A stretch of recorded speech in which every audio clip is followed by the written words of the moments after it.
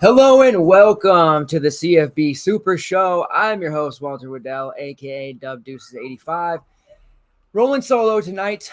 Jake Kushek, my partner in crime, wasn't able to join me this evening, has some stuff going on, but he will be back tomorrow night, 8:30, same time, PST, 11:30 for you East Coasters. We will be breaking down the Week 0 Saturday main slate. Depending on time after that, we may delve into the secondary slates as well. But if not, we'll definitely be, doing those in the Discord like we did last year. On tonight's show, I am going to be breaking down, instead of a conference team by team, I'm going to be going kind of players per conference. So I'm going to talk about players that I feel like have fantasy relevance at the QB, RB, wide receiver, tight end positions, but not going to do every single team. I am going to start with Big 12, kind of give you some guys to pay attention to, some names that you're familiar with, or maybe some sneak/surprises. Then we're going to hop over to the Pac-12. That's my house, my conference of being a Husky fan, and then finish up with some ACC talk. At the end of that, I'll give kind of my, surprise players or any hot takes that I may have, which I always try to have some, and we'll go through. Those of you that are watching live, thank you. Please hit that like button. It definitely helps our show get seen throughout the algorithm, helps us a whole lot. Doing the solo thing, I got my little above me overlay, the CFB Super Show. I'm really psyched about that. My man George hooked it up. But yeah, we'll dive in here and get it going. Also, don't forget Saturday morning, bright and early, 8 a.m. on the West Coast, 11 a.m. for those of you on the East Coast. I will have a Super Show early, Q&A session. Generally use that one to kind of rehash and talk about any additional plays or, my cores from Thursday, any injury news, late breaking depth chart stuff. Just trying to have you all ready with that last hour before a lock with any, changes that might happen and just kind of keep you up to date. All right, so I'm going to start with the Big 12, and it's going to be a changing Big 12, right? Because we know Texas and Oklahoma are on their way out in all sports, especially basketball and football. So not many years left here for teams like Oklahoma and Texas. I do want to start with Oklahoma's new quarterback for this year, Dillon Gabriel. Spent the last 3 seasons at UCF, missed all but 3 games last year due to an injury. Pretty rough during that season. It was tough for UCF. I think, he would have put on, well over 10,000 career yards had he stayed in and not sat out those last 7-8 games. He does have over 8,000 career yards, 70 touchdowns to only 14 interceptions in his 3-year career, which is pretty damn solid, very accurate thrower. He also has just under 400 rushing yards and 8 scores on the ground. So not a prolific rushing, option by any means, but definitely has a cannon of an arm. Very accurate thrower as well, and they've lined him with some very good weapons throughout the Oklahoma program. So I feel very good about Dillon Gabriel here. He was committed to UCLA for a little while. Not too sure why he did that because, they had Dorian Thompson, Robinson, DTR, as we affectionately call him, and I just don't know what that would have been like. Unless DTR is planning to leave. So good thing he didn't go to UCLA because I just don't think that made any sense. Instead, he's going to go play for Oklahoma and offensive coordinator Jeff Lebby, whom has a really big history of producing high-level production on offense, especially with the passing game. So he's going to be able to turn, Gabriel loose here.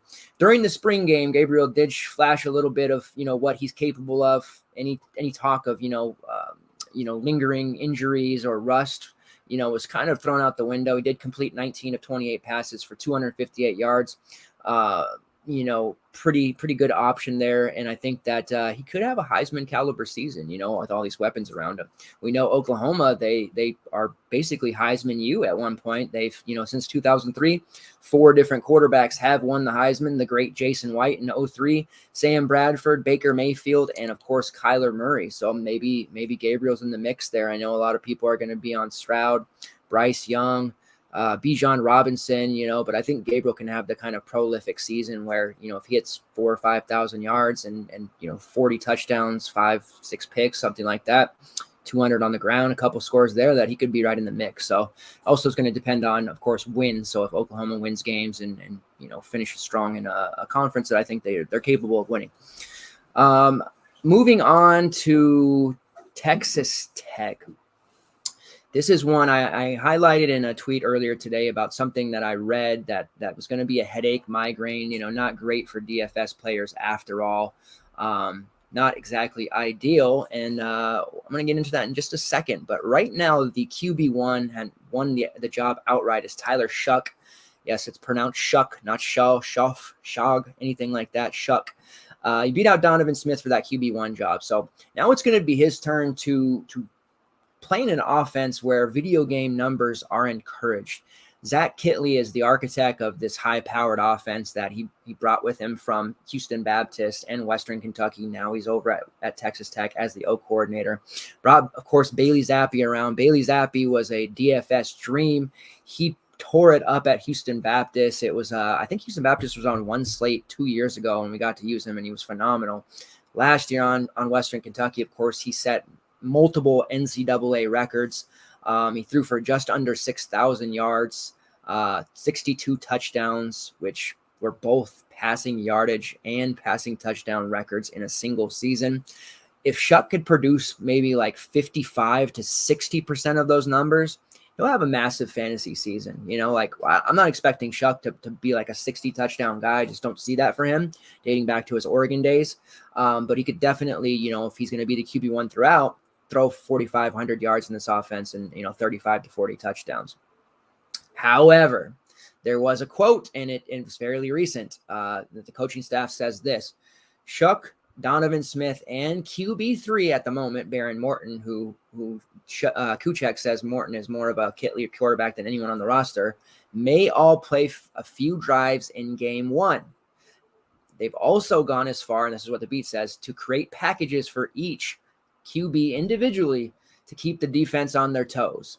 So I'm not sure, this is me talking now, I'm not sure if that's going to continue past week one or if that's just like a week one only thing and then it'll be Shuck's job or Smith or Morton, whoever wins it, or if they're going to be playing these three throughout. Because then there's another quote from yesterday where Coach McGuire said, "We fully intend for the Red Raider fans to see all three of these quarterbacks throughout." Let me repeat that. Throughout the season.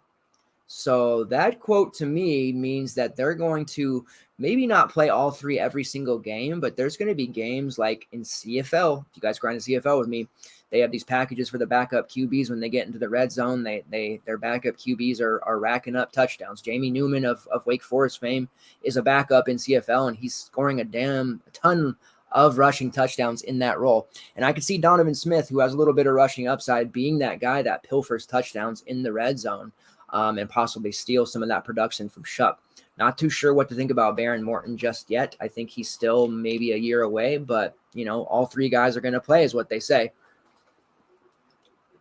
If that's actually the case and that's not just, blowing smoke up, then that's a really tough situation for DFS purposes. And I just don't know how anyone can get excited about using those guys, especially when, the sites are going to know that a Zach Kittley offense is going to put up video game numbers. So Texas Tech guys are probably not going to be cheap whatsoever. We're already seeing it with the, Western Kentucky on the week 0 slate. Kittley's gone and he's the architect of that offense and some of his people are still there, but they've got them all priced super high. And I'm just not sure that, that won't be the case with Texas Tech. So quarterbacks are probably not going to be the move from Texas Tech initially until we have true clarification there. But of course, the wide receivers are going to be open season and we can use them, which I'm going to get into here in a little bit. I do want to bring up another quarterback here, the great Adrian Martinez, who has transferred to Kansas State. My man Jake Kuchek last night, in the Big Ten show when he was talking about Nebraska, didn't sound too high on Amart. In fact, he was very happy that Amart was gone, and that's pretty consistent with the rest of the industry. But myself, I'm an Amart fan, and I have been for many, many, many years. He's been in college football for 5-6 years now. I know he's inconsistent. I know he makes, boneheaded mistakes at times. The turnovers leave a bad taste in your mouth, and that's been an issue for him for many years. But if he can figure it out this season in a different setting with a weapon that he has not played with, any weapons this good before in Deuce Vaughn at running back, I think he could have a really monstrous season. During his time at Nebraska, he completed 670 passes of his 1,055, over 8,400 yards, which might surprise some people, 45 touchdowns, but the 30 interceptions, not great. Where Amart's been mostly gifted for fantasy purposes is the fact that he's been a gifted dual threat quarterback throughout his career.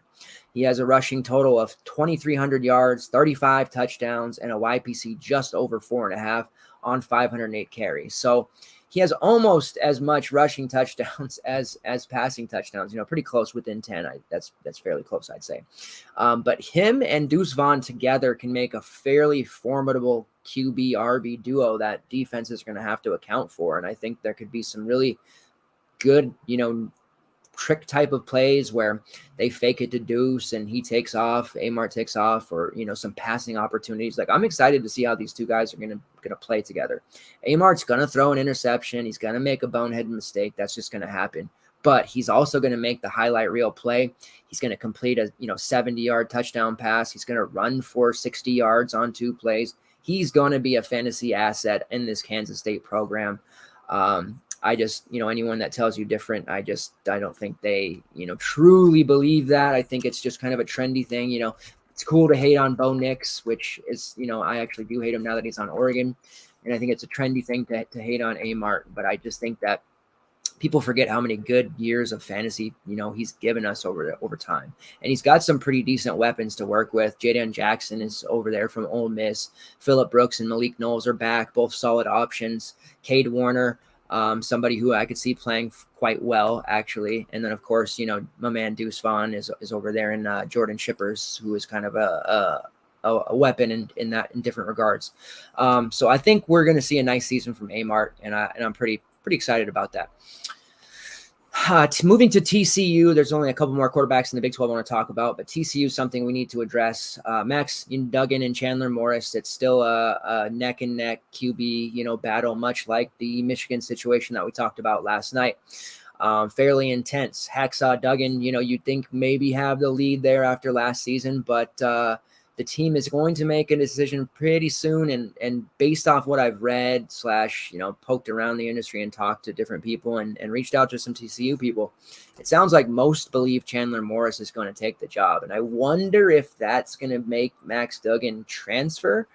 But then again, it's so late into the season, into the off season, meaning we're 3 days away from games, right? That if he transfers, there's nowhere for him to go. So I don't know. I think he's going to have to just tough it out and just, be ready to go if his number's called, if he doesn't get the job. Same with Chandler Morris. I know nil in the transfer portal being what it is today, and I'm a big proponent of both, that Duggan could find a job quickly, but I just don't know. I just don't know how that would work. He would have to sit out, I almost would imagine, once the season starts.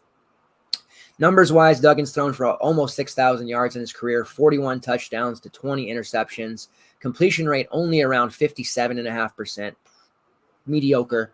And he's shown some sneaky rushing upside. People always forget about that about him, but he's rushed for almost 1,500 yards on 351 carries, and he's just a tick under 20 touchdowns on the ground as well. So he definitely has that ability to rack up and be a good scorer. And he's typically a guy who's priced between like 6 and 7K a lot.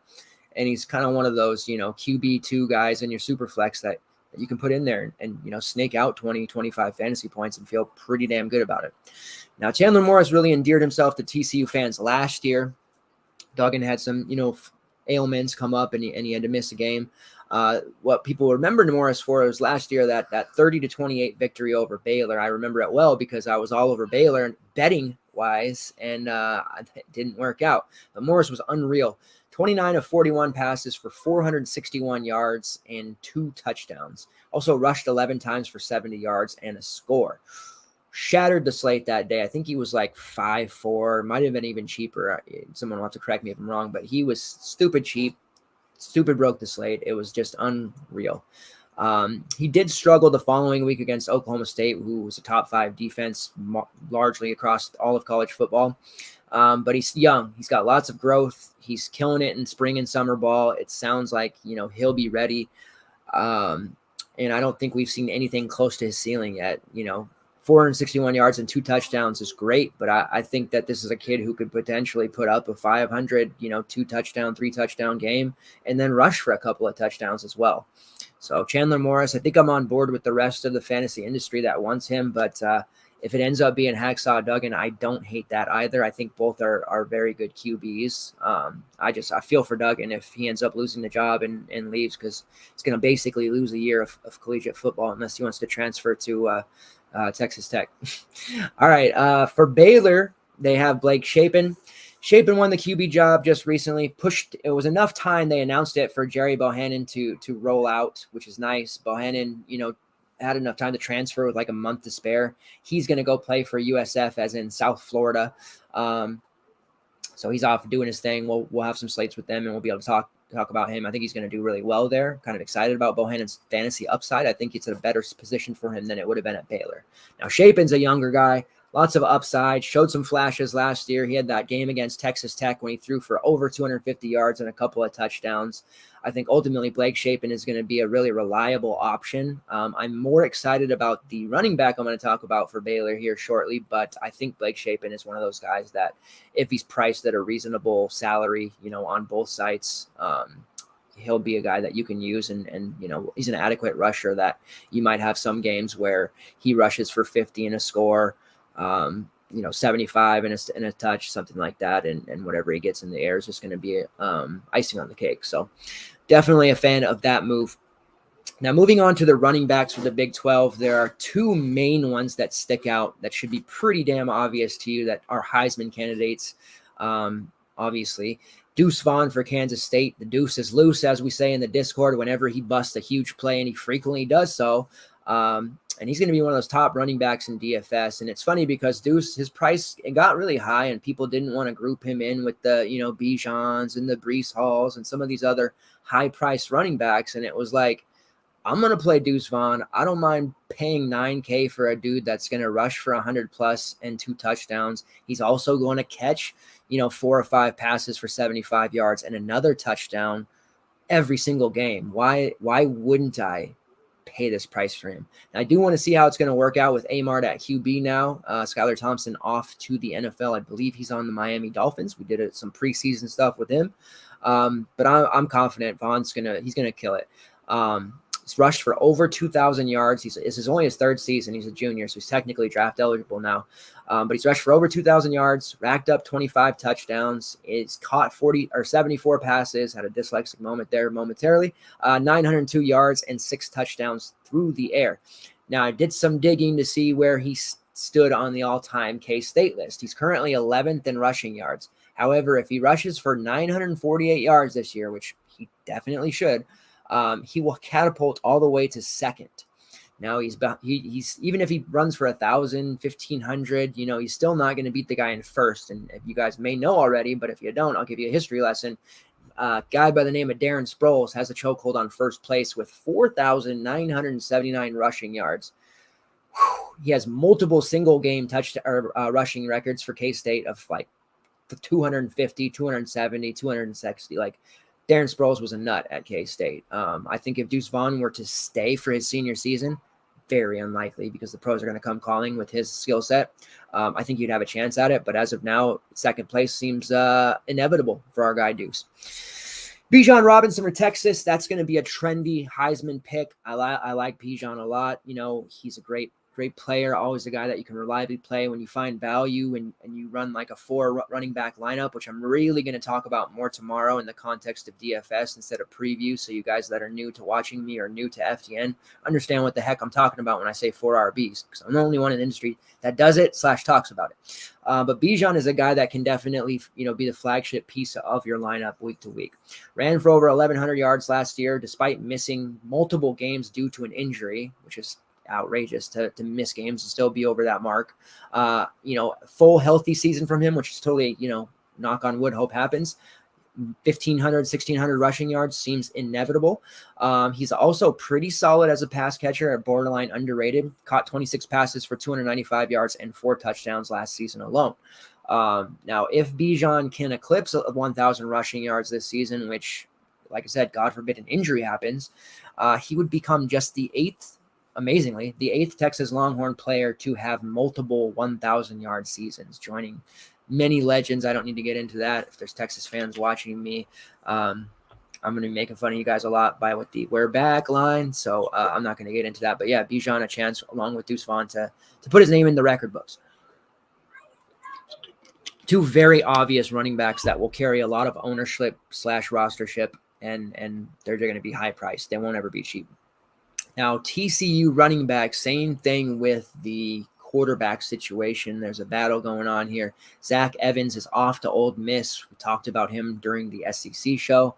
Like him, great runner, possible, RB1 in the NFL someday soon. But TCU just wasn't the right situation for him. But there's not going to be a bell cow that suddenly emerges here. There's still going to be a committee type options here for TCU. It starts with Kendre Miller, who ran for 83 I don't know how to talk. 83 carries last year for 623 yards. His YPC was 7.5, which is outstanding. Anytime you're over 5, you're going to be putting up some major yardage in college. 7 touchdowns, 12 catches, 117 yards, and a touchdown. So I'm expecting him to kind of get the first crack at starting it and probably lead the backfield in touches, at least initially. They do have another Louisiana transfer here. We talked about one the other day. They're everywhere. They're all over the place. Amani Bailey is now with TCU. He's been crushing it in camp. It sounds like he's catapulted. They kind of expected him to be behind Amari DeMarcado. But it sounds like he's going to be RB2, and it's borderline turning into a 1A, 1B situation with Kendre Miller, which is basically what we had with him and Zach Evans last year. In terms of snaps, I think Bailey, he needs to get double-digit carries, touches, receptions, whatever targets. They got to get him the ball. Bailey was a part of that kind of, three-headed rushing attack at Louisiana that at times was frustrating, but all three of those guys ate, between Bailey, Montrell Johnson, Smith, they all ate every single game. One of them did well, and the other two usually got enough to be somewhat viable depending on their price. So in that crowded room, he posted a stat line of 642 yards on 102 carries and 8 rushing touchdowns. Also showed off his hands a little bit, caught 15 passes for 153 yards. Now, his younger brother has signed for the 2023 class with TCU, so that might have had something to do with it, package deal. His name's Jordan. Jordan Bailey is a 3-star wide receiver, but he has amazing speed, and he's going to be on the team next year. It'll be the Bailey brothers causing havoc. The other running back to know is a 6th-year player, believe it or not, yes. Amari DeMarcado, I mentioned him earlier, 96 carries, 446 yards, a YPC just a tick under 5, around a 4.6, 4.7, 4 touchdowns, 12 catches for 94 yards. It's basically kind of an insurance policy. He'll get touches on a game-to-game basis if, Bailey or Miller are kind of banged up, they need a break, they're not effective, they need to get some, a different type of runner out there, then DeMarcado can come out there. And he's had games where he's, been a big time fantasy performer. So I don't think he's going to be maybe initially a guy that you want to use, but as the season wears on and injuries happen, guys wear out, whatever, he may come into play similar to what happened last year when he became a viable fantasy option towards the, latter half of the season. But TCU has a lot of question marks. They've got the talent and a lot of fantasy options that we're going to be talking about on a week-to-week basis. We're just going to need a week or two to really establish that and see how it's going to shake out. Once I have a depth chart in front of me for TCU, I'll be able to tell you a much better impression of how it's going to go, and then I'll start being able to find the sneaks for us.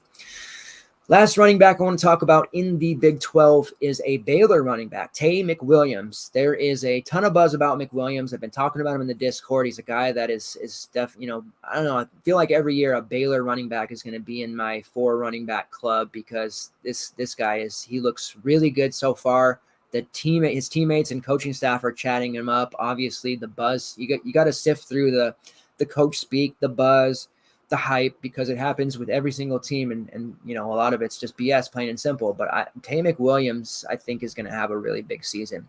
He's being called a combination player of Abram Smith, who was the Thunder of the duo of him and Treston Ebner, while Treston Ebner was the Lightning, right? You got the violent runner, you got the elusive, quick, speedy guy, and he's a combination of the two. If that's going to be the case, I think McWilliams is going to be my guy. I'm going to be having him a lot. There's going to be real quick, I'll talk about it. The builds on DraftKings and as just, 2 quarterbacks is the chalk build. That's what everyone does in their super flex. But there are weeks where quarterback options are either way priced out of whack, have a terrible matchup, or they're just not very good. And the running backs, there might be 5, 6, 7 running backs that you feel very confident are going to score 25 plus. And maybe the quarterbacks, you only feel like 2 are going to get 25 plus. There is a legitimate path to cashing / profiting / being a big time DFS player on a week-to-week basis of playing 4 running backs at running back in your super flex. We did it multiple times last week. We cashed during it. I think there was only really 1 week where it was a total disaster. Shouldn't have done it. The quarterbacks killed. Now, as the season went on, some quarterbacks started to emerge because of some injuries and other stuff, and you just had to play a second quarterback. But I'll tell you, I still ran lineups with the 4 running backs, and those lineups would coast into a min cash, whatever, but they were still profitable. Tay McWilliams is the type of guy that I could build a lineup around if what I'm seeing in summer camp and practice and all this stuff is going to equate to the game and what people are saying about him is actually true. We had a small taste of him last year. He played about 3 to 4 games early on before they just sat him down because they didn't need him with Abram Smith and Treston Ebner. In week 1 against Texas Southern, a cupcake opponent, I admit, on 6 carries, he had 102 yards and a touchdown. Yep, pretty decent. Followed that up the next week against a Kansas team that obviously it's a bigger school, but they weren't very good. They'll be a little bit better this year, but nobody respects them. He had 54 yards and a touchdown. Not bad. And then week 3 against a tougher West Virginia team, 5 carries, 25 yards. It was kind of mop-up duty, but still a 5 YPC against West Virginia. Like, the small sample we've gotten of Tay McWilliams is very exciting. He does have pedigree coming out of high school, and what I mean by pedigree is not the dog food, not the Triple H finisher, but he has a history, lineage / he was a high-rated recruit coming out of high school, a 4-star guy, actually a 5-star, one of the top running back recruits, I should say, in Texas at the time, which would have been 2018, 2019, somewhere around there. He's I think a redshirt junior this year. So I'm definitely excited about him. There's chatter about other guys getting carries. It's not like he's going to have the Braylon Allen effect, and who does anymore? No one's really going to be out there toting 35 to 40 carries. There'll be a couple at times, Lou Nichols, but Tay McWilliams will be getting 20 carries, quite often, in my opinion. And if he's not going to get the 20 carries, then it's going to be 20 touches because he's going to get some receptions and some other work. So keep that name in your scopes. If we drop, a Baylor slate week 1, and he comes out like 5K or something, like, I'm all in. And he's going to be a guy that's probably like 7% owned, and we're going to be tilting our way to multiple touchdowns. So definitely excited about the potential for him. All right, wide receivers / tight ends of the Big 12 starts with Texas Tech, right? We got to talk about them. Get my stuff plugged in here. Texas Tech, it's going to be a situation where everybody's, gaga for this offense. Kitley's got a reputation of being just a machine when it comes to passing. We get that. But we're going to have to sift through and figure out a pecking order here. So we may have to mix and match, rotate guys around in some GPP builds, because as far as your main build goes or cash lineups, it's going to be tough at first to really figure this out. They are losing quite a bit of production. Eric Ezukanma, Kalen Geiger, we love him. He's gone now, unfortunately. Travis Coombs, who was a solid option. Dalton Rigdon, who was always productive. And McLean Mannix. So those guys are all gone. That's, multiple year veteran guys that had all the production. Like, if Geiger was going to be in his offense, man, I would be running around with Geiger jerseys all over my house, but we don't have that option. They also still have a nice running back duo in SaRodorick Thompson and Taj Brooks. Now, we know this particular Kitley offense doesn't really focus on the running backs all that much. They take a back seat. They'll catch a few passes. They'll get some touchdowns here or there, but they're definitely not the focus. So I do feel like the stock and on Thompson and Brooks is down right now. But if Shuck comes out and lays an egg, or the offense takes some time, or these guys take some time to learn the offense, we could see them lean on the running game a little bit more, which also negates some of that excitement for these wide receivers. Kitley had Bailey Zappi, Jared Stearns, a couple other guys who followed him from Houston Baptist to Western Kentucky, and they knew this playbook, this offense inside and out. So this is the first time he really doesn't have that. So it's going to be interesting to see how it all comes together. The wide receiver pool, the main names to know right now, and there may be more that emerge, but J.J. Sparkman, and this is not in the order of priority or what I like. These are just guys that I've seen on, projected depth charts and stuff like that. J.J. Sparkman, Jerand Bradley, Miles Price, which you will know that name. That's one of the few veterans that they do have on this team that was productive last year. Loic Funge, Xavier White, and Brady Boyd. The tight end pool is Mason Tharp, Henry Teeler, and Baylor Cupp. Mason Tharp is the guy that I expect to kind of emerge out of that tight end room and be pretty productive, but Baylor Cupp has some upside as well. Miles Price, as I mentioned, is kind of the most experienced of this group. It's a very young group, a lot of, freshmen, sophomore, redshirt guys like that. Price caught 37 of his 49 targets last year for over 500 yards and a couple of touchdowns. On the breakout list, though, it's going to be Sparkman, Bradley, and Loic. Those three guys are definitely, one of them is going to emerge as this year's Jarrett Stearns. I feel pretty confident in that. I think J.J. Sparkman has the name for it. Jake's got the all-name team that he's talking about. But talent-wise, I feel like it might be Loic Funge.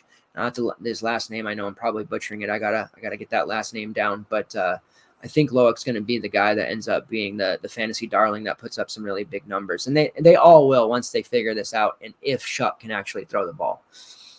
Jury's still out on if he can. I'm pretty anti-Shuck just because of his Oregon time, but, I digress. Quentin Johnson of TCU, another TCU member on this list of fantasy options. TCU is going to be a fantasy squad. They're going to be a big-time squad that we're going to use a lot of for fantasy purposes, and they're going to do as well. 61 targets last year, led the team.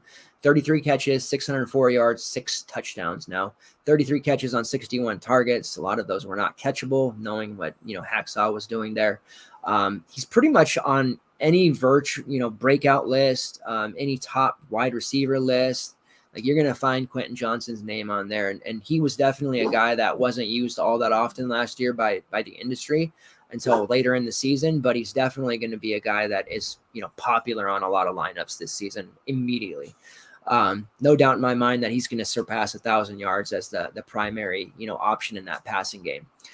He only played in 9 games last year, so that production, the 33-604-6 in 9 games is impressive. Had he played 2, 3, 4 more games, probably would have hit that 1,000-yard mark. Big time field stretcher. He did average 19.2 yards per catch last year. 2 years ago, 2020, 22.1 yards per catch. So guy stretches the field. He racks up catches. He's just going to be a complete animal. There's no doubt about it. Now, I'm going to talk about Xavier Worthy for Texas while also grouping in some other Texas news / receivers. A lot of excitement, transfer city for Oklahoma, transfer city for USC, transfer city for Texas. We're back. So Texas, they've got a lot of transfers. There's a lot of excitement there, but there's some issues that have gone down the last couple of weeks, which aren't great for them.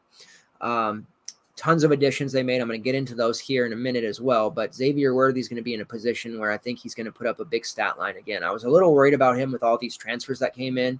Isaiah Nair from Wyoming, Agee Hall came in there, Tariq Milton from Iowa State, Jaleel Billingsley from Bama, like all these different weapons. Felt like, man, is his production going to go down? Well, unfortunately, Nair from Wyoming has suffered a season-ending injury. Hall's status is completely up in the air. He's been handed a recent indefinite suspension for God knows what. So he's not going to be playing. I really feel like Hall's probably not going to play college football anymore. That's kind of where I'm at with that. And it's tough. The Nair loss is really tough because he had 44 catches for 878 yards and 12 touchdowns last year. And the QB situation for Wyoming wasn't great. My man Levi would have some fantasy stats out there for Wyoming and some rushing stuff, but he couldn't throw the ball that well. And the fact that Nair was able to turn in a season of almost 1,000 receiving yards was huge. Unfortunately, Texas won't get to reap that benefit until next season at the very least. They did lose Marcus Washington to Nebraska, which you found out last night during that preview. So this really just leaves Xavier Worthy to handle a huge workload again. He was targeted last year for 103 times, caught 62 of those for 981 yards. I don't know how he didn't hit 1,000, 12 touchdowns. He eclipsed 100 receiving yards in 4 different games last year. So I expect that number to go up. I expect him to be closer to like 1,300 receiving yards and somewhere between 125 to 140 targets easily. Now, they're not without other weapons because of these, options they brought in. Jordan Whittington is the main, returner besides Worthy. I think he'll be leaned on a little bit more. He had some really nice games last year where he was a cheap guy that had some, some larger fantasy outputs. 36 targets, caught 26 of those for 377 yards and 3 scores. So I think you can slot Whittington in there in that like 2-3 spot. Iowa State transfer Tariq Milton. Big play machine, a fast guy, but injury history that is a mile long. Texas, I don't think they're that lucky that they can escape Milton not getting hurt this year. I hope that he doesn't get hurt. I never want to see somebody get hurt, but I just don't know how it doesn't happen for him, especially with a youngster at QB in Quinn. His best season for Milton was in 2019. 35 catches for 722 yards, 3 touchdowns, 700 yards on only 35 catches is pretty much tells you the story there with his field stretching ability. He hasn't been able to play a full season since 2019, though, because of the injury. So it's going to be a situation where maybe they take it easy with him, put him in a position to succeed, but maybe his workload isn't heavy. But they try to, he comes out there for a big play here and again, but they rely on, Worthy and Whittington to really do the bulk of the work is how I see it. Jaleel Billingsley at tight end, solid. His 2 seasons or 3, then 3, I guess, 2.5 basically at Bama, 37 catches for 559 yards and 6 touchdowns. That was in roughly 20 games. He had a bit of a, depending on who you talk to, an attitude problem / issue that caused him to miss some time. He talked smack about how he was the best in the world. Nick Saban didn't like it. He missed some games, whatever. He's in Texas now. I think they like that kind of thing, that confidence, that swagger. I think he'll fit in quite well. And I think that, with a new QB in place and a youngster in Quinn Ewers, I think Billingsley will be leaned on a little bit as a safety blanket, at least initially. And I think PPR-wise, he could rack up quite a few catches in those first 2 or 3 games. So I'm definitely watching to see where his price might be in that, first game or 2. Xavier Hutchinson of Iowa State. I would be remiss to not mention him. Cyclones offense is going to look extremely different. No Brock Purdy, no Breece Hall, no Charlie Kohler. Man, Charlie Kohler is he's a brand play for sure. All those guys off to the NFL. So different QB, a different running back, but Xavier Hutchinson is back, and I think he's gonna do just fine. He's looking to build on that strong season.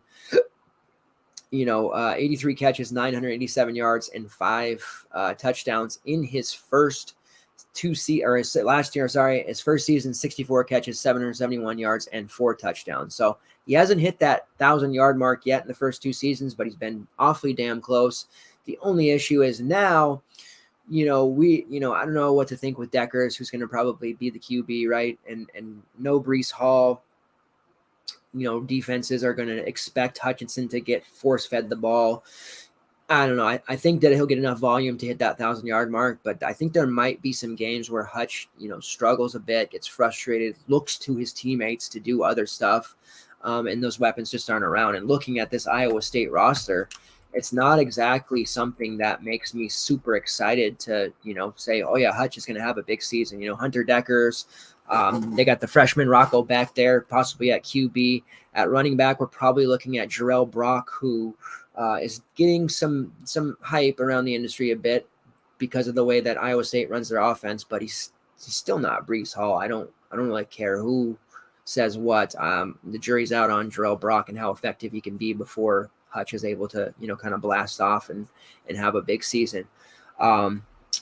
So it's tough. This team doesn't look great. I think they'll win more games than, some of the bottom feeder teams that weren't great for DFS that we talked about last night, like Rutgers, Indiana, Northwestern. I think they're on par with a lot of those teams, at least DFS viability wise, but I think they'll win more games. And then the last kind of group / receivers I want to talk about in the Big 12 before we move on to the Pac-12 is Marvin Mims of Oklahoma. Mims is absolutely going to have a huge season. Dylan Gabriel at the helm. Caleb Williams, was great last year, and we're going to talk about him in the Pac-12 preview, but I'm a big Dylan Gabriel fan. I think him and Mims are going to just smash. Gabriel makes just superhuman receivers in college whenever he plays with them and gets them to heightened levels, builds, NFL caliber guys, Gabby Davis, and I think that Mims is next in line to have a great season alongside Dillon Gabriel. So I know the Oklahoma fans that are in the Discord, Easy B and them are going to be happy to hear that. In his first 2 seasons with Oklahoma, with some uncertainty and QB situations, whatever, he's caught 69 passes for over 1,300 yards, 14 touchdowns. 14 touchdowns. Big time touchdown score. I think that he could easily hit 10 touchdowns this season with Gabriel at the wheel. Fairly excited about him as one of those guys that has top tier talent, but might not be priced as a top tier guy right away. There's enough talent in the receiver room as well, because the first thought's going to be that, Mims is going to get doubled and tripled, right? Well, they do have some talent. They brought in a couple transfers, ASU transfer LV Bunkley Shelton, who did well for us on some late night slates last year. Missouri transfer JJ Hester, who has enough, gas in the tank to be just enough dangerous. And Theo Weiss and Drake Stoops back in the mix. So not, the names that maybe Texas or, TCU have in the bank there at the receiver position, but still enough talent to keep defenses honest and allow Marvin Mims to have the kind of season that I think he will. All right, moving on to the Pac-12 section of the show. Moving into USC, talking about Caleb Williams.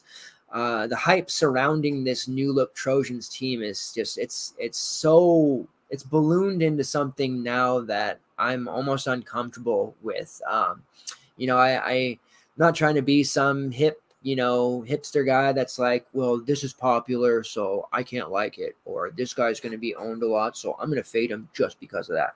No, I don't do that. I do look for leverage spots, but it's for, if I see chalk that's in kind of a weird situation, or I'm not sure what to expect yet. And this USC team, there's all these kind of ball dominant players. And it reminds me a lot of basketball when you get these super teams, and in college when all these guys come together on Memphis and Kentucky and stuff. And there's only one basketball. How is this going to work out?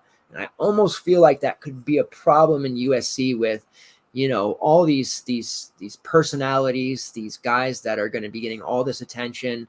USC is a hot commodity. They've got all these transfers. They've got all these, they're in the news. They're going to be on ESPN media, blah, blah, blah, blah, blah. It's just, I really am nervous about it. So I could see if Caleb Williams were to come out at like 9, 5, 10K to start, and if we get word that he's going to be like 60% owned or something ridiculously stupid like that, I could see probably backing off a little bit just until we see how this is going to shake out. With that being said, obviously he's going to be a fantasy option week in and week out, and he's going to be a guy that does well. I just want to pump the brakes a little bit on all this Heisman talk and how he's going to have a Bailey Zappi-like season, because I just don't see that. So I'm more cautious than the rest of the industry with him. They worked the portal great. He's got enough weapons around him. The way he bumped Spencer Rattler off his pedestal was beautiful last year. No offense to Rattler, because I love him now. I want to do well in South Carolina, but at the time, Oklahoma wasn't a huge fan. But last year, Williams coming in, completed 136 of 211 passes, almost 2,000 yards, 21 touchdowns, just the 4 interceptions. So, playing some mistake-free football there for the most part. Rushed for almost 450 yards on 79 carries, scored 6 touchdowns. So definitely has that dual threat upside, going to do some damage there. Caleb Williams, definitely a good target. So I'm not sitting here saying he's going to be horrible this year. I'm merely saying if we depending on the situation, meaning opponent, early season price, expected ownership, we may be able, depending on who else is on that slate, to get away from him. Similar to how we got away from Spencer Rattler in week 1, week 2 last year, when he was 60% in that week 1 slate. And I remember saying it to Jamie, and he still brings it up to this day. Why are we paying for Spencer Rattler on this 6+ game slate at 60% ownership when Desmond Ritter's sitting right here for cheaper, better matchup, and he's going to be way less owned? And they ended up putting up a similar score, so it wasn't like a huge thing, but we saved a little bit of money and ownership off of it. So I could see that happening.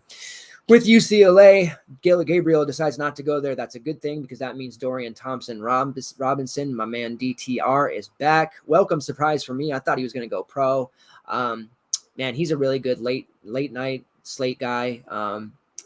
He's not a secret anymore, so he's going to carry ownership. But typically on those late night slates, he's a guy that we can get in there and kind of pencil in a 30 from. He's just been that damn good. The concern here for DTR is not his individual performance or his talent. It's the fact that the receiver weapons around him are all relatively new, different, untested. Mike Martinez has left the team for some reason. That was one of his guys. And the offensive line are multiple new pieces, inexperience. I'm a little bit perturbed about that because DTR is known to take a sack or two. But he's a hell of a runner too, so he's elusive. So I think he'll end up putting up a lot of fantasy points, but there might be some growing pain games with this new unit coming together. And there will be the random one-off game where he puts up a 5 because he just can't get anything going and he gets frustrated. 63% completion rates last year. Very good for him, considering he was at like 57, 58 before that. Over 2,400 passing yards, 21 touchdowns to just 6 interceptions. That's huge. If you follow DTR over the last couple of years, 6 interceptions in one season is a very, very good number for him. Over 600 rushing yards and another 9 touchdowns on the ground. So hell yes, DTR is a fantasy, guy that I would gladly take in the right situation over Caleb Williams, especially if he'd be cheaper, like I suspect he would be. Another guy in the Pac-12 that we want to know about is Cameron Rising. Threw for over 2,400 yards last year, 20 touchdowns to just 5 interceptions. He's another one of those kind of mistake-free guys. He's not quite a game manager. I think he's above that. We need to come up with a term. Maybe there already is one. You guys can let me know. Below like that uber athlete playmaker, but above the game manager, like something in between there. That's what Cam Rising is. 64% completion rate last year. He did surprisingly, I tell people this and they still don't believe it, even though we lived it last year. Rushed for 500 yards and 6 touchdowns. YPC of 6.8. Phenomenal. He was really good last year. Really, really good. And Utah, of course, is getting picked to win the Pac-12 because of, the great QB play of Cam Rising. And he's got the weapons around him that they're going to do just fine. He's really good at extending plays.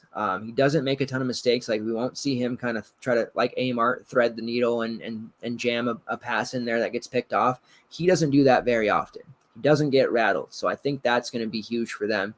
The only issue with him is he doesn't throw the deep ball much, but if they're going to march up and down the field, we know Tavion Thomas, he's going to get a lot of run for them at running back. They got really good tight ends and Brant Kuthi and Dalton Kincaid. They've got the weapons to kind of move up, 5 yards, 7 yards, 8-yard passes and just dink and dunk up and down the field. There's nothing wrong with that. He did only throw 5 passes of 40+ yards, which was near the bottom of the Pac-12. But like I said, he's clearly a viable fantasy guy. You won't see him hit those 400-yard marks, but a 250, 2 touchdowns, 30 to 50 rushing yards and a touch will mostly get it done for you on a week-to-week basis with Cam Rising. And then Cameron Ward of Washington State. I do want to mention that my man, Indiana transfer Michael Penix, has got the QB1 job for Washington over Sam Heward. So some people are mixed feelings about that. I think Heward needs a little bit more time to develop. And anything is better than Dylan Morris the last couple of seasons. Not trying to talk smack to my guys. Dylan Morris is a fine young man, but he's not the cute quarterback of our team right now. So I got that out of the way. That's my homer team for the night. Now, Cameron Ward of Washington State is getting hyped to the moon. His hype initially was as high, if not more, than Caleb Williams was. I'm super cautious about Cam Ward. A lot of teams tried to get him from the portal. He played at FCS Incarnate Word. Ended up picking the Cougars, which I think will be a good fit for him. They do bring his head coach from Incarnate Word over as an offensive coordinator for the Cougars. So he'll have that, offense kind of down. They'll be able to build the playbook around him and play to his strengths. During the COVID abbreviated 2020 season, they had the, FCS games in spring. Threw for 2,200 yards, 24 touchdowns, and then he really went full ham bone last year when he threw for over 4,600 yards, 47 touchdowns. moving up in competition is always a tricky proposition, right? Like it worked out really well for Bailey Zappi, although at Western Kentucky, it wasn't like he had to play, Alabama each game or anything like that, but still going from Houston Baptist to Western Kentucky, fairly big jump. Not as big as a jump as I think Incarnate Word to a Pac-12 team. And that's where I'm just, again, being kind of cautious. If it depends, if Ward were to come out as like 6K, then yeah, I'd certainly be interested. But if they're going to price Ward where the hype is at, 8.5 or something ridiculous, like I'm just not going to have that much interest. And it's not that I don't think he can do it. It's more that I want to have him prove it. And if the rest of the industry is going to be, gaga for a guy, I just want to kind of back off and let that play out and see what happens. It may burn me, but we've seen in football more so than basketball, you really don't have to play chalk just to play it because of ownership. Basketball, you really do, unfortunately, because in the NBA and stuff, if you don't have those chalk plays that are almost guaranteed to go 8x, you're just dead in the water. But in football, there's a little bit more variance involved. Gives yourself a shot to kind of get cute and play some other options. So Cameron Ward is going to be fine. I think that, he's probably better on paper than Jaden DeLora, but how much better remains to be seen. Getting into the running backs for the Pac-12, it starts with Zach Charbonnet. I'm going to be all in on him every single slate. Like as it stands right now, I don't know that there'll be a single slate unless there's like he's on a daytime slate where there's like 10 really good running backs. I'm going to be rostering him every single day, or every single slate, I should say. Britton Brown is gone off to the pros now. Sharbs, that's kind of the nickname I like to call him. Should be a bell cow. Like there's not going to be a ton of traditional bell cows this year. I think a lot more teams are going to that 1A, 1B, or a guy getting 25, a guy getting 15, a guy getting 5, that type of situation. Sharbs should get 25 to 30 carries just without having to worry about anyone pilfering him too often. I could see a situation where he does all the work, gets down to the goal line, and somebody comes in to give him a breather, but he's going to rack up a ass load of yards, and I'm really, really looking forward to it. He did rush for over 1,100 yards last year on 203 carries, scored 13 touchdowns. He also caught 24 balls for 200 yards. 3 years ago, as a freshman, he came over from Michigan as a transfer. He did rush for 726 yards, 11 touchdowns on almost 150 carries. So the year after that, he didn't play too much, and he ended up transferring out. But I'm super high on him. He's the number one running back for me in the Pac-12. I know a lot of people would say Tavion Thomas of Utah would be, and he's surely up there. A lot of people like Valladay, who I'm going to talk about in a second. There's a bunch of running backs on Washington that are good, Oregon, USC, but I think Charbonnet is just the guy that we're going to be able to count on a consistent basis to, at the very least, like a bust for him is going to be like 15 fantasy points, and we can live with that. Speaking of Tavion Thomas from Utah, it's been a couple years, and since he wasn't really, getting touches, there was obviously some really talented running backs at the Bearcats program above him. Transferred to Utah last year, had a massive breakout. Over 1,100 rushing yards, 204 carries as the feature back. He was a scoring machine. There were a plethora of games where he would have 2, 3, multiple touchdowns, scored 21 touchdowns total. Just a guy that finds the end zone. Even when Utah had a big lead, especially in like the first 3 quarters, they were still giving him the rock in the red zone and letting him score. And he's not easily brought down nor tackled. I do think that he'll replicate that production and beyond, push himself well past like the 15-yard mark on the ground. They have Micah Bernard as their backup / tweener 1B, and he'll get his carries too. But Tavion Thomas is really just right behind Charbonnet, and they probably could be flopped as 1 and 2, but they're the top 2 running backs for my money in the Pac-12. Wyoming transfer Xavier Valladay has gone to ASU. ASU, I think, is going to be a rather bad team. Herm Edwards is in the hot seat. I think he'll ultimately get fired. But Valladay is coming into a situation where, for DFS purposes, we don't care if they win or not. It doesn't affect our bankroll at all. What affects our bankroll is the fact that we need him to rush for 100-plus yards and score multiple touchdowns. Now, he's coming into a very beneficial for him situation fantasy-wise. Most of the relevant offensive players for ASU have stepped away. They have Emory Jones at QB, who transferred over from Florida, who's known as kind of a runner. But Valladay, in his Wyoming career, rushed for over 3,200 yards, 19 touchdowns, 51 catches for 584 yards, and 2 touchdowns. So he has a lot of value as a DFS play, as a guy that if it's a game where he's not getting it done on the ground, he's got a YPC of 2 that game, well, he's still going to find a way to be, viable, productive, whatever, through his pass catching ability. And I think that with Emory Jones being kind of a run first running back or quarterback, that might scare some people off of using Valladay. But I think what'll end up happening is Jones will use him more as a baby blanket-esque weapon where, he's throwing passes,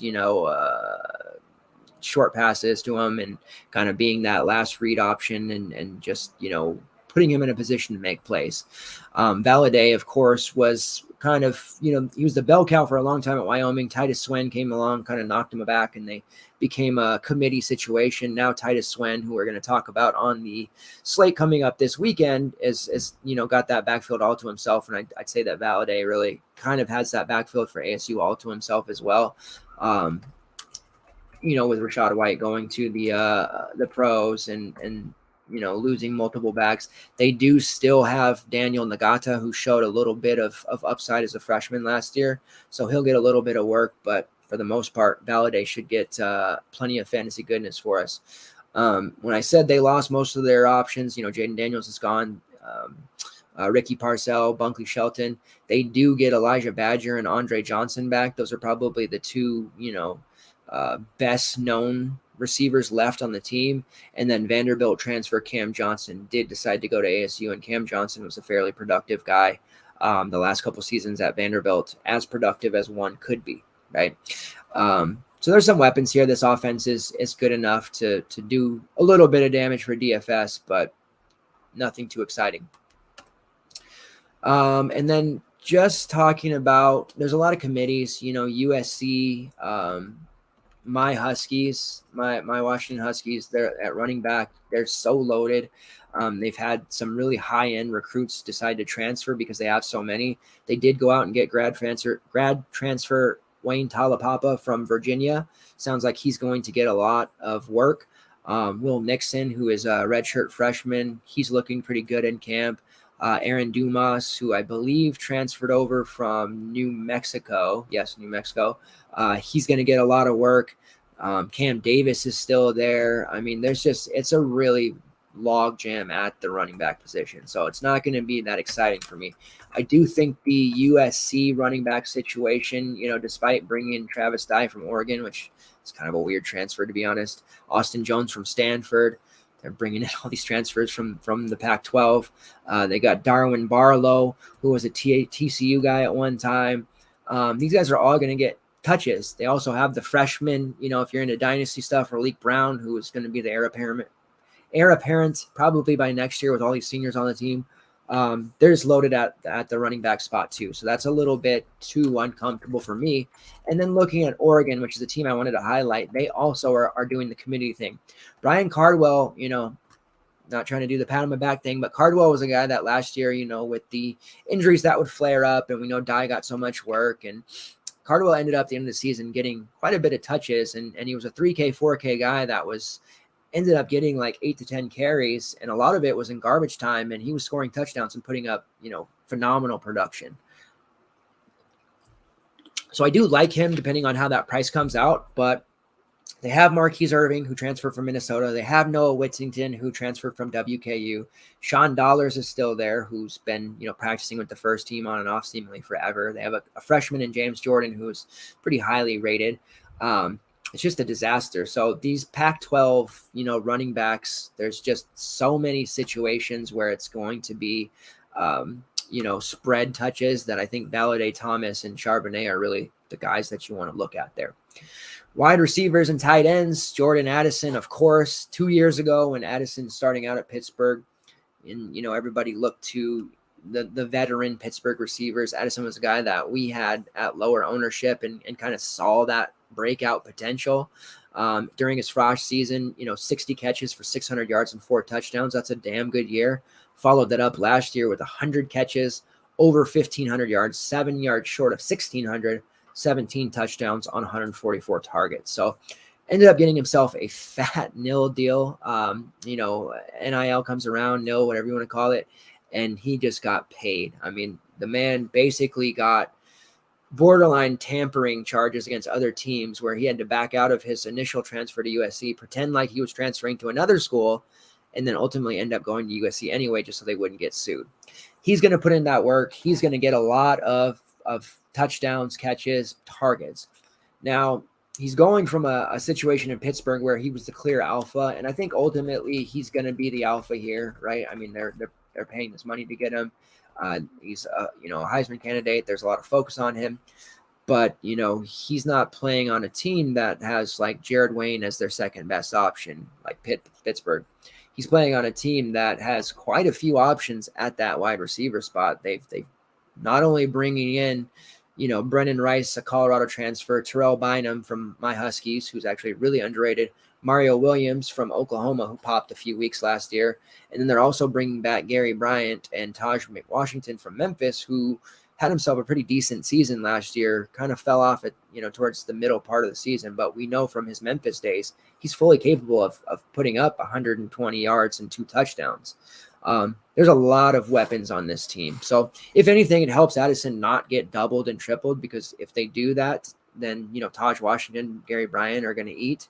And if you get single coverage on Addison, then he's just going to burn his man. So he's going to have a big year. It's just, I worry about some of these targets, having to be spread around to keep all these guys happy. And that's where it comes down to, is there enough, we always saying there's enough basketball in CBB, in CFF, is there enough football to go around for all these, transfers and incumbents to be happy? We'll see. Arizona picked up Jacob Cowing, the UTEP transfer. I loved using Jacob Cowing at UTEP, just an absolute target hound. 2 years ago, everyone was unaware of him. He was another guy UTEP was frequently on some of those later slates. You'd get him at low ownership, and he'd pop for 12 catches, 120 yards, and a touchdown. So it was obviously broke out. There's no secret about him after last year. Caught 69 passes, almost 1,400 yards, 7 touchdowns. Arizona's really, the last couple of seasons, lacked true playmakers with field stretching ability like Jacob Cowing, but he doesn't sacrifice anything with his hands. He can get downfield, make a big circus catch, but his hands are very sure, and he's not going to drop the easy ones either. So I'd expect Jacob Cowing to be featured a massive amount in this Arizona squad, and really hopefully turn it around for them a little bit and make them a team that, Arizona's on the slate, clicking past them. Deshaun Stribling for WSU, another guy that for the Cougars, and maybe I'm just a Cougar hater. I'm mature enough to admit, the facts. Maybe I'm a Cougar hater as a Husky fan, but he's also getting a lot of hype, and as good as he has shown himself to be, I'm not quite ready to anoint him as a top 5 receiver in the Pac-12. I think it's a little silly yet. Travell Harris and Calvin Jackson are both gone, so that's a ton of targets out of the way. Stribling's clearly got high upside. With those guys on the team last year, he had 73 targets, so he was still, doing a lot of work despite having Harris and Jackson, who are clearly, alphas above him. Caught 44 of those 73 for 470 yards and 5 touchdowns. Expect that number to be much higher, somewhere between 750, maybe 900 receiving yards. Really depends on Cam Ward, but if summer, camp and reports are to be believed, the chemistry between Stribling and Ward are definitely good. It is worth noting that Renard Bell is returning after tearing his ACL 1 year ago, actually almost to the day, I think. He was very productive and throughout his career with WSU, and he played during the air raid times, with Leach. 147 catches for over 1,600 yards, 16 touchdowns.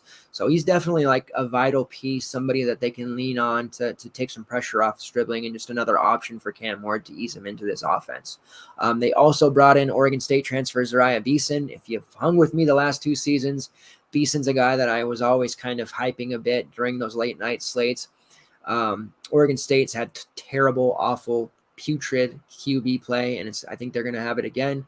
And they also had quite a bit of mouths to feed at that receiver position, so Beeson kind of got lost in the shuffle. But when he did play or he got snaps, he was making stuff happen. And I still have a video on my phone to this day of a really awesome touchdown catch he made in the corner that actually won me a tournament. So, of course, I'm going to have to bring him up. And it sucks that he's going to play for Wazoo, but I'm going to be a fan. Looks like right now he's kind of settling in between a WR3, WR4.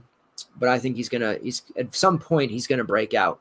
Cam Ward has plenty of options. So as much as I talked down on him just a few minutes ago, I have to admit that he does have the weapons at his disposal to have a productive season. Talking about Washington Huskies receivers, and then we'll move on to the ACC. Rome Odunze is going to be the guy, the breakout, the alpha, the one. Rome is the one. 41 catches last year, 415 yards, 4 touchdowns. Not a stat line that's going to knock your socks off, but had, missed some time, played 9 games only, was leading the team in targets with 69 in those 9 games. I think a major breakout is going to come with Michael Penix at the helm. I think Penix could turn Rome into maybe the next Ty Freifogel in terms of production, those 10 for 180 and 3 type of games. Not every time. Let's not get crazy. Let's not lose our heads, but definitely going to see him pop for games of that magnitude, and a low game for him, the floor of 550, that's still going to get it done with 10 plus fantasy points. Jalen McMillan is the other guy to watch. 59 targets last year, 39 catches, 470 yards, 3 touchdowns. Those 2 young men are now coming into their second and I believe third year. Kind of that's what made Terrell Bynum. I think he moved on because he saw the writing on the wall, went to USC, which is a more crowded receiver room. But those 2 guys are definitely going to be big time staples for me anytime they're on a later slate or some of those, weekday slates that we end up having. Rome Odunze is going to be a really good play.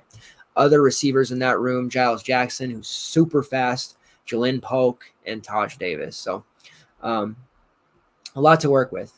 At the tight end position, Cade Otton's gone off to Tampa Bay, where I think he's going to ball out with this guy you might have heard of, Tom Brady, throwing him the football. But Devin Culp is our tight end one now. He'll absorb most of that production.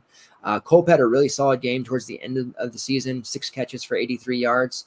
That really kind of opened up not only my eyes, but a lot of people because Cade had some games I think he missed in the mid part of the season, but Culp really showed himself to be a sure-handed target, a big target, and somebody that I think, Penix can find there, kind of like a Peyton Hendershot type in Indiana. And during summer camp, Culp's just been getting it done and making moves. So Devin Culp is a guy that, comes out 3.5, 4K, something like that we can definitely look at as we're building some additional GPP lineups or doing the MME thing. ACC quarterbacks, Sam Hartman set to be the juggernaut of the league. Unfortunately, you guys probably know by now, non-football medical condition. He has been ruled out indefinitely. There are some that say he will return. There are others that feel like he will never return to football. Obviously, all we can do is sit here and wish the best for him. That is going to affect some of the production for A.T. Perry, the returning Donovan Green. They do have some running backs that are viable, but, Wake Forest certainly takes a fairly large hit, especially when you look at the ACC, which doesn't get any respect at all. And they're actually the conference that probably has the most top to bottom viable DFS / season-long fantasy options at the QB position. So without Hartman, they're definitely they're struggling. Devin Leary of NC State is going to be probably what I consider to be the top fantasy option in the conference. That may, depending on how much you've read this offseason and how much you actually watched his games, not his box scores last year, that you actually saw, and you're either going to say to yourself, Devin Leary, what's this guy on? Or, yeah, Devin Leary, I'm with it. He did break out last year after kind of some uneventful, injury-prone seasons. Over 3,400 yards, 35 touchdowns, only 5 interceptions, and a 66% completion rate, which is fan-freaking-tastic. So he's a really sneaky guy, another one that didn't have a lot of ownership because people don't think of Devin Leary as a guy who can light it up like that. His best game actually last year, it was a fun one, came in a loss to Wake Forest where they kept going back and forth, but he really showed what he's capable of, 408 yards and 4 touchdowns. He actually had 5 games of 4 touchdowns all of last season, which included 4 of his last 5 alone. So if you caught on to Leary doing the damage and you played him during that last month of the season, he was giving you 4 touchdowns per game on a regular basis. Weapons maybe arguably down slightly. Running game possibly worse, although last year was a very surprisingly mediocre season for Bam Knight and Ricky Person. We'll see. Larry's going to have a big year, though. Don't sleep. Malik Cunningham of Louisville. My goodness. Cunningham was a hard one to fade. His great games were great, like you were damn near binking tournaments. His bad games were so bad you probably weren't cashing. I think consistency will be better this year for him. I think that there'll still be the times where he puts the team on his back and he's just, running it every single time. And as DFS players, fantasy prop bettors, we're going to love that. He's about as the elite dual threat as you get, right? Threw for almost 33,000 yards, not 33, 3,000 yards last year, 19 touchdowns, 6 interceptions, which was actually kind of surprising because it felt like he got picked off a hell of a lot more than that, but maybe it was more towards the end of the year. But he also rushed for over 1,000 yards and scored 20 rushing touchdowns. For a while, Garrett Schrader of Syracuse was on this crazy run where he was matching Malik Cunningham and running for all these touchdowns, and it was like, where's Schrader coming from? And then he fell back down to earth where Malik Cunningham really didn't. Heading into his last collegiate season, this is it for him, trying to make an impression on the NFL. I think we're going to see something really resembling a magical, whatever word you want to use for it, season for Malik Cunningham. And I have to dub him the base god. And I know in Discord, I say that about a couple of people here or there and people recognize it, but Malik Cunningham is base as they get. In this ACC group, once I get done with it, talking about QBs, you're gonna really be bewildered at just how many fantasy options there really are in this damn conference. Moving on, we have Tyler Van Dyke of Miami. Of all the possible options, I know you don't care about this, but it's my show. You got to listen to me.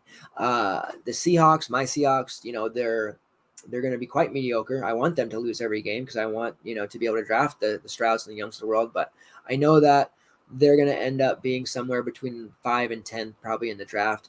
Tyler Van Dyke is the guy that I actually want to draft as quarterback. I wasn't with the Baker Mayfield talk. I'm glad Carolina got him instead of the Seahawks. I'm not with the Jimmy G talk. Like, I just want to go with Drew Lock, not Geno Smith, and then end up being bad enough to where we can draft Tyler Van Dyke. Because I think that with his arm strength, they can teach him the accuracy. He can be the type of quarterback that can thrive for the Seahawks, and he's already got built-in weapons in DK Metcalf. So this is the guy I'm going to be talking about a lot this year because I really want him on my pro team.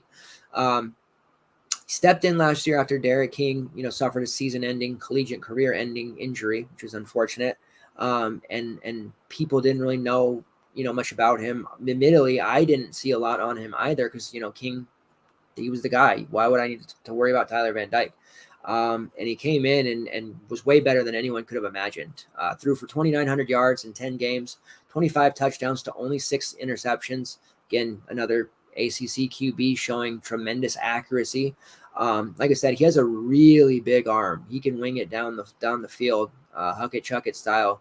And I think that he's going to be making some serious, mouth-watering type deep throws this year that are going to make anyone that decides to roster him quite happy.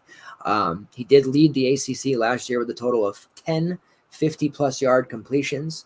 And also led the ACC in yards per attempt at 9. So that just kind of shows that his, ability to move the ball downfield and do it accurately was really good last year. Now he's got a season under his belt. Going into it as the guy, things are only going to get better for him. And I think we're going to get a big season from Tyler Van Dyke. Brennan Armstrong of Virginia. How could you not love him? My goodness. Like I said, as much crap as the ACC gets for being a weak conference, look at all these big name QBs that you are going to want to be using for fantasy purposes. Armstrong was a guy we use regularly. I do have some concerns that maybe with the new coach and Tony Elliott, they modify that playbook a little bit and maybe, cap some of his upside. But they, would be a little silly to do so. Obviously, they're going to want to run more, probably, keep that defense off the field as much as possible to give them a breather instead of going to these shootouts like they were. But, I mean, as DFS players, that's what we want to see. Those Virginia games were fun because Armstrong was leading his offense to a touchdown in a couple minutes. Turn around, the defense was giving up a touchdown in a couple minutes. I mean, it was truly awesome to game stack these Virginia games. So I do think we're going to lose a little bit of that luster, but he's still very much in play. Threw for almost 4,500 yards last year, 31 touchdowns to 10 interceptions, completion rate above 65%, another accurate thrower. He's been below 60% every other year in his career before that, so some very nice improvement. Rush for roughly 250 yards, 9 touchdowns on the ground, so he's got some of that upside there to pad his fantasy totals. And I think that in order to win games, this Virginia team is still going to have to lean heavily on the arm/legs of Brendan Armstrong. And despite losing Jelani Woods to the NFL draft, they still have 3 pass catchers who are capable of all having, 900 plus receiving yards, depending on how things break. Jordan Travis of Florida State definitely has improved a great deal. He's known more for his rushing ability, not so much his passing, but he's still been a pretty dominant producer of fantasy points. Not consistently, but he has those games where he puts up a 30-plus, and it's like, man, I could have had him at 6K. Why didn't I do it? Well, because he's also capable of putting up like an 8. He did rush for 500-plus yards in back-to-back seasons, so he has that going for him. He's accounted for 14 rushing touchdowns during that time period. He did have his best year as a passer last year, threw for almost 1,600 yards. Completion rate hovered right around 63%, which was very good for him, and right around 15 touchdowns to 6 INTs. I do like that number to go up past 20 this year and see him maybe, balance it out slightly more. But at the end of the day, Jordan Travis's legs are elite, and if that's going to be a way for them to get the dub, he's still going to rack up those rushing yards. So another dually threat, QB in the ACC that you can mess with. And then finishing up with Boston College, Phil Jerkovich, the Jerk Store. Very serious hand injury robbed him last year. I had a Boston College future for the ACC, and they started out very strong. And then once he had that hand injury and it sounded like he was going to be out for the season, they quickly fell out of favor and started losing games.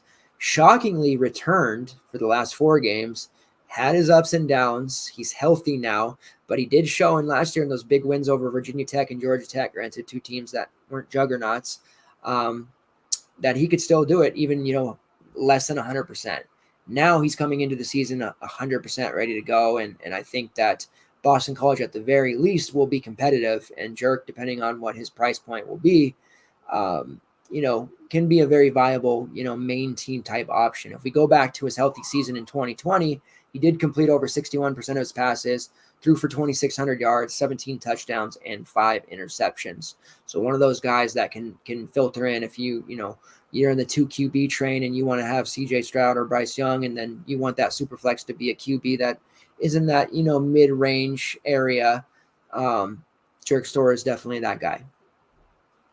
Running backs, there are not quite as many running backs for, the ACC to get excited about as there is quarterbacks, but it starts with Sean Tucker of Syracuse. Last year, he was an absolute beast, just a tick under 1,500 rushing yards, 12 touchdowns. He also caught 12 passes for 255 yards, 2 touchdowns.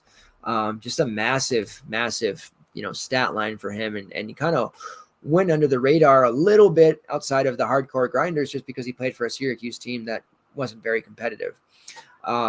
His QB, Garrett Schrader, as I mentioned earlier, kind of a menace on the ground. He rushed for almost 800 yards and 14 touchdowns himself. The Orange they didn't pass the ball a lot. They didn't pass well, nor did they pass very much.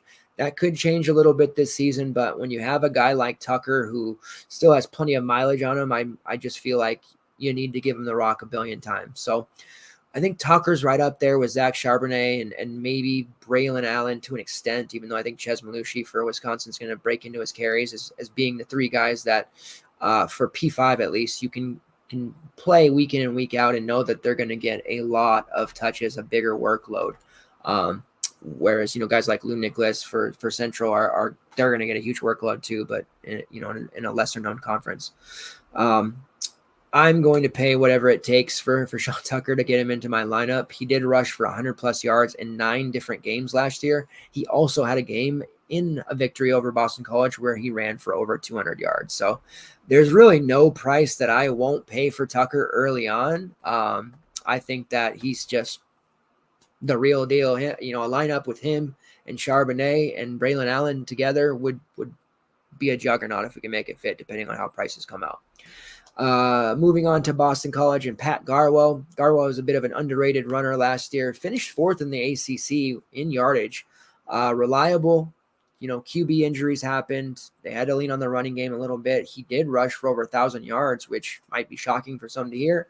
The main concern here, though, is that BC, they have an inexperienced offensive line. It's clearly worse than last year's offensive line. So we're going to actually find out just how much of Garwo's 1,000-yard campaign last year was actually him, or was it actually the more experienced offensive line? We'll know that answer pretty early on. For Clemson, it's Will Shipley and Colby Pace, the dynamic duo. Will Shipley should be the lead back. Rushed for 739 yards in 10 games, missed a couple of games with an injury, scored 11 touchdowns, YPC of 5, caught 16 passes for 116 yards. Shipley is definitely going to be that first line, runner for them. And then Colby Pace, a change of pace guy. Pace is definitely a guy that we shouldn't sleep on. There'll be times when he out-touches Shipley, or it'll be a 1A, 1B situation. He did rush for 641 yards and 6 touchdowns last year, so he's clearly going to be a guy that factors in for this Clemson team. Jalen Knighton of Miami, I do like him to build on last year's stat line, which was 561 yards, 8 touchdowns. He caught 20 passes for 280 yards, 3 touchdowns. Jalen Knighton was kind of a guy that was near and dear to me. We played him a lot. He didn't have a lot of ownership. I have my guys, I have my little group of guys that I use that no one else does. The concern is that Miami, they're going to lean on Van Dyke, which I think they should. And then also that running back room is a little bit more crowded for Miami and healthy at this point. So Don Chaney's around. They do have Henry Parrish, who is a transfer from Ole Miss. A couple of other guys who are going to factor in potentially down the line. So there is that worry. But for me, I think he's going to get a lot more work in the passing game than those guys, and that'll be enough to make him a regular fantasy contributor. I do still think that even with Parrish and Chaney around, that he's going to see more than the 561 rushing yards that he got. There are some beat writers predicting like 1,200 yards. That might be a little aggressive, but I do like him for somewhere in the neighborhood of 800 to 850. With the potential for more as a floor of 850 and 6 to 8 touchdowns. If he comes out at 6K, 7K even, you can play Jalen Knighton. He will do enough damage for you to end up in an optimal build, or at the very least profit for you. All right, the Louisville running back room is quite crowded. Jalen Mitchell and Travion Cooley are back. Tyon Evans from Tennessee has decided to transfer in. And, of course, Malik Cunningham was the leading rusher for them, over 1,000 yards. So it's not a great backfield to target for DFS. It's interesting. I like Tyon Evans. I think that, between him and Mitchell, they've got themselves a nice 1-2 duo with Cooley kind of, maybe being the change of pace role. We'll have to see how that works out and how much work Cunningham might relinquish. Dylan McDuffie transferred from Buffalo to Georgia Tech. He did rush for over 1,000 yards last year on 206 carries, scored a roughly 11 touchdowns. Moving up, I've talked about this a lot already in the show, but moving up from, lesser competition to tougher conference can be tricky.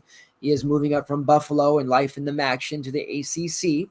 ACC being one of the at least weaker Power 5 conferences, I suppose. But I think McDuffie has the chops, the toughness, the body type to really, churn out yardage and be a productive back for a Georgia Tech team that is in desperate need of playmakers. And then looking around the rest, North Carolina and Pittsburgh, their backfields look like they're going to be committees. I know North Carolina just lost British Brooks, but they still have 4 other guys that could get carries. So not going to focus too much on them. And then rounding it out with the wide receiver tight end group of the ACC, it starts for me with Zay Flowers of Boston College. So we know they got the jerk store. We know Pat Garwo and now Zay Flowers. They have really high-end options for this offense. Now, Flowers reportedly turned down some fairly large nil deals that were going to pay him handsomely to transfer to some other schools. He chose to stay at Boston College, be with Phil Jerkovic. That is one loyal kid. I think the fact that he gave up was probably life-changing money to stay loyal will get him rewarded by the Boston College, staff and Phil in general. I think that means he'll get peppered with targets all season long. He has racked up 700 plus receiving yards in back-to-back seasons, despite, the injuries at QB last year. He's still a big factor. And this should be the first ever 1,000 plus yard season for him. So Zay Flowers is going to be rewarded for his loyalty, and he should be one of, if not the top DFS option at the position in the ACC. Moving on now, we have I lost my screen. All right, we're good. Moving on to Virginia's side. Now, Virginia supported some really heavy-duty options in the offense, and it's these three guys I'm going to talk about, plus Jelani Woods, the tight end, who is now gone. But Dontavian Wicks, 93 targets. Keaton Thompson, who I absolutely love, 112 targets. And Billy Kemp, reliable, 99 targets. So three different guys with 90-plus targets. Jelani Woods saw 70-plus.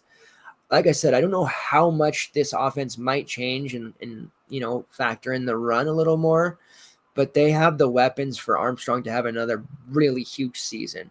They might have to turn that volume into more efficiency, but even so, if these guys get anywhere above 75 targets, I think they're all going to have big seasons. Wicks had 57 catches for 1,200 yards, 9 touchdowns, led the ACC at 21.1 yards per catch, which is obviously rock solid. Keaton Thompson, 78 catches for 990 yards, 2 touchdowns, again on the 112 targets, a QB convert. Keaton Thompson, love him, one of my favorite players in all of college football. And then Billy Kemp, who gets slept on eternally, gets a few carries. They get him involved, but he did have 74 catches on those 99 targets, 710 yards, and 6 touchdowns. This Virginia squad is ridiculous. They have a heavy amount of weapons. They're loaded. At Pittsburgh, we know Addison's gone. Keaton Slovis is replacing Kenny Heisman. But I don't want to write off this Pittsburgh team, even though I think the rest of the industry will. They do have a guy who was very good for us during the match and slates from Akron when he was there. But Akron Zips transfer Kanata Mumfield, who's now going to be the WR1, which I believe by default with Addison gone. And he should see plenty of work. Like I said, the drop-off from Kenny Heisman to Keaton Slovis it's definitely a downgrade, but I don't think it's as steep as people think. There is the concern that Pittsburgh's going to be similar to Virginia and that they're going to lean on the run a little bit more. But I just think there's less weapons around, and Mumfield's going to be targeted a lot. At Akron last year, at a team that didn't have great QB play, I don't think anyone could argue that, right? 96 targets, caught 63 of those for 749 yards and 8 touchdowns. He's easily capable of being a 1,000-yard receiver. There's absolutely no doubt in my mind about that. So Kanata Mumfield is a guy that I wanted to highlight. George Ticox from Notre Dame. He's now with Boston College. He's getting a ton of hype. Really speedy for a guy his size. He's 6'6", 250, but he's quite fast. And I think that he could be a nice little, baby blanket for Jerk. They're pretty decent in their offense with tight ends. There's some chemistry there already. So I'm interested to see how that plays out. And then the last two receivers I want to talk about, Josh Downs of North Carolina and A.T. Perry of Wake Forest. The Heels are going to use Luke May's brother, Luke May, of course, from basketball fame for North Carolina, at QB. Josh Downs returns. They're loaded at running back in terms of maybe not superstars, but adequate runners, and they have a lot of them, and they're all going to need to get touches. But Downs is back, and he's just too good not to produce regardless of who's at QB, I think. He did catch 101 passes last year, over 1,300 yards, 8 touchdowns. There's some other guys who will probably get some targets, touches, factor in, maybe hurt him a little bit, but the fact remains, I think he's in for another 100-target season, and at the end of the day, he's one of the top players in the conference. You're looking at it, Gavin Blackwell, J.J. Jones, Justin Olson, maybe the freshman Andre Green. Like, these are their other receiving options, and really I wouldn't have any trust in any of them except maybe their tight end, Kamari Morales, who we've seen, make some decent catches in the past. So I think Downs is just, he's going to get peppered quite heavily. And then A.T. Perry for Wake Forest. He emerged as a major threat. Coming into the season, it was Donovan Green this, Donovan Green that. Went down with that long-term injury, had to miss the entire season. Perry ended up catching 71 passes for 1,300 yards, 15 touchdowns on 125 targets. Jacory Robertson, who a lot of us thought was going to get 180 targets before A.T. Perry emerged, he still had his own. He had 112 targets, but he's off to the NFL now. I think he just got cut, actually. But Donovan Green is back and should slide right in to absorb those 100-plus targets. But without Sam Hartman in the mix, how does that become less passing, more running? Perry and Green are affected here. Green did, in his last full healthy season, catch 29 passes for 582 yards and 2 touchdowns. I think he's a big star. I think he's going to put up stats. I just don't know if him and Perry are going to be those, putting up those gotta-have-it type scores as much without Hartman, and hopefully he's able to get back. But those are the guys to know for the ACC. Boom, we did it. Not roughly 90 minutes highlighting the Big 12, the ACC, and the Pac-12. I feel really good about where we're at. As far as top player per conference, not super hot takes, but at QB in the Big 12, I think Dylan Gabriel's the guy, man. I think he's the best quarterback in that conference, and he's going to show it. Of course, Deuce Vaughn. Watch out for my guy, Tay McWilliams from Baylor. He's the sneak option out of that conference. For the Pac-12, I think, Charbonnet, very clearly the top DFS option at the non-quarterbacks. I'm expecting a big year from him. And then ACC, it's the quarterbacks, galore, Devin Leary, Tyler Van Dyke, Lee Cunningham, Brennan Armstrong, take your pick. I think all of those guys are going to have huge seasons, and I'm really, really excited to get started. So as I lose my voice talking for 90 minutes, we'll wrap this up. A lot of information in the last 3 days. Please go back and listen to the SEC preview show from 2 nights ago. Please go back and listen to the Big Ten preview show from last night.